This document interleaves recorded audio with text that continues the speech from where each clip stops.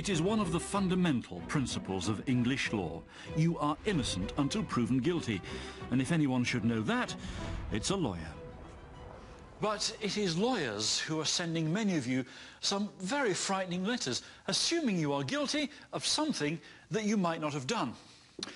Demanding money and threatening even worse if you don't pay up.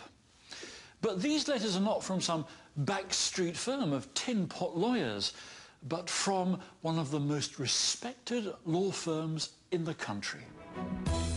Davenport Lyons, one of the UK's leading law firms based in London's Mayfair. They're so respected, we've even used them here at Watchdog. In fact, we rather liked them. But then, we hadn't had the sort of letter they suddenly sent Barbara Birch. A wodge of papers, 18 in all, that left her baffled, especially the part asking for £600 for supposedly breaching copyright on a computer game. What were they actually accusing you of? Downloading and making available for uploading a computer game called Two Worlds. Have you ever heard of the game? No. Have you ever downloaded a game? No. Would you know how to download a game? No. This is not right. I've not done it. I've never heard of the company. I've never heard of the game. The letter from Davenport Lyons seemed quite definite. Use of the game had been traced to Barbara and her computer system without payment or permission.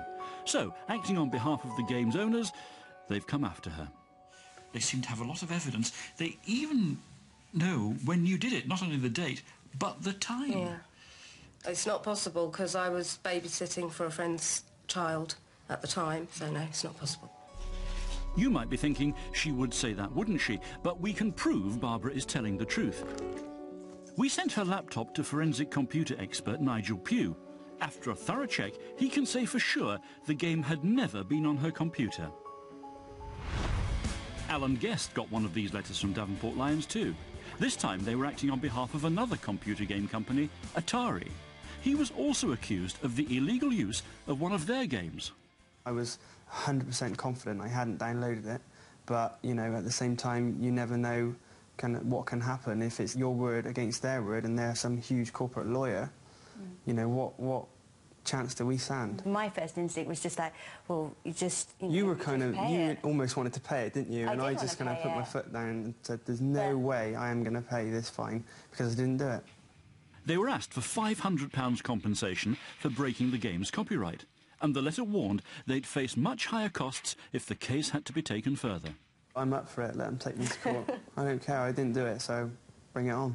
That's what I say. We'd had their computer checked out too, and again, we have seen the evidence that, far from being guilty, they are in fact innocent. Still, it's one thing to be accused of downloading games when you haven't, but some of the accusations coming from Davenport Lyons are a bit more what you might call hardcore. Some of their letters are to do with breaching copyright of not games, but a gay porn film. We can't even tell you the title, but it certainly surprised the people, including a married couple in their 70s, who Davenport Lyons wrote to about it.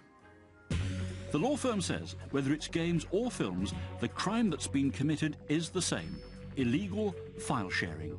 That involves not just downloading copyrighted material, but, crucially, then uploading it to websites that allow other internet users to share it for free anywhere in the world. In other words, it's online piracy. And now the copyright owners are fighting back, using firms like Davenport Lyons to do it. Heavy-handed as they are, Davenport Lyons, of course, are only acting on behalf of their clients, but it does seem that in some cases quite a few of those clients are barking up the wrong PC. So what are they basing their accusations on? Every time you connect to the internet, you leave behind an electronic fingerprint called an IP address. Those fingerprints have been found on each of the games and films that Davenport Lyons say were shared illegally. And they've used a High Court order to get the names and addresses of who they think left them there. It's what led them to Barbara, Alan, and who knows how many others. But this lawyer, representing nearly 400 people who've had one of these letters, says using just an IP address as evidence isn't enough. Until you actually inspect the computer itself, there is no way of knowing if an individual has committed an act of copyright infringement. You have to take the hard drive and inspect it. It's nonsense to suggest that someone's committed a copyright infringement simply by an IP address. Remember, we did inspect Barbara and Alan's computers and they were clean.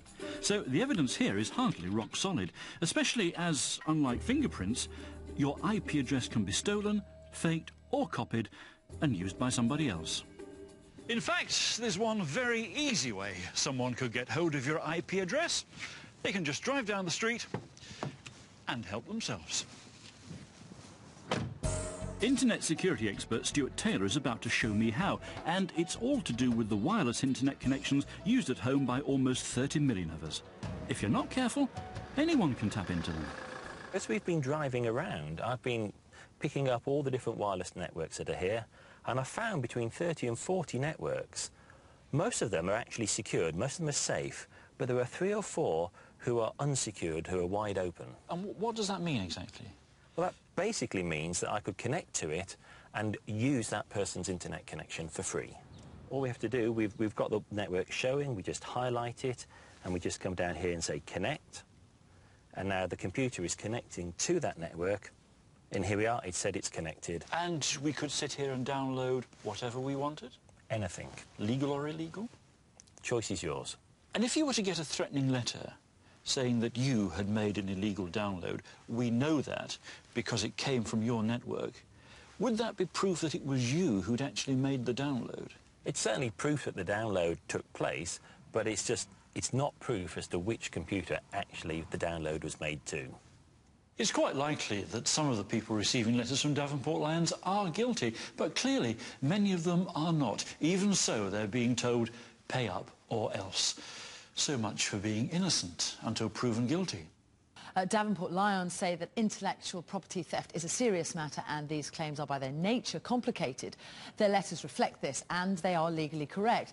They've reiterated that they only write to people whose IP address has been used to upload their clients' copyright material onto file-sharing sites. They've stressed that they don't assume that these people are guilty, but they do say they have a strong case to answer. They've also told us they're happy to take on board people's comments and are reviewing the content of their letters with a view to making them clearer and also easier to respond to.